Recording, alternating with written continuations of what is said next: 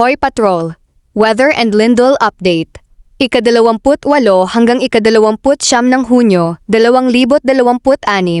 Magandang gabi po. Weather Update. Philippines. Ngayong gabi. Luzon, Visayas, Mindanao. Maulap hanggang may kalat-kalat na pag-ulan at thunderstorm. Mas malakas ang ulan sa ilang bahagi ng bansa. Paalala, mag-ingat sa biglaang pagbaha, iwas sa landslide areas. Laging magdala ng payong kung lalabas. Bukas. Umaga. Bahagyang maulap hanggang maulap na panahon. May pulu-pulong ulan sa ilang lugar. Tanghali, hapon.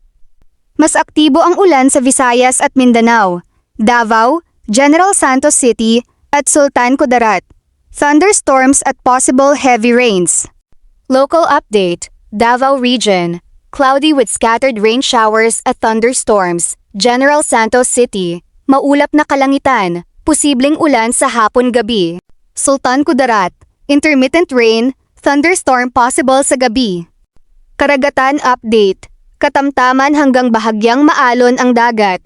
Ingat sa mga mangingisda at maliliit na bangka. Lindol update. Sa ngayon, wala pang bagong ulat ng malakas na lindol ngayong gabi. Paalala, laging maging handa sa aftershocks kung may naramdaman. Khoi Patrol reminder. Mag-ingat sa sama ng panahon. Maging alerto sa biglaang ulan at lindol. Sumubaybay sa official updates ng PAGASA at PHIVOLCS. Magandang gabi po sa lahat. Ingat palagi.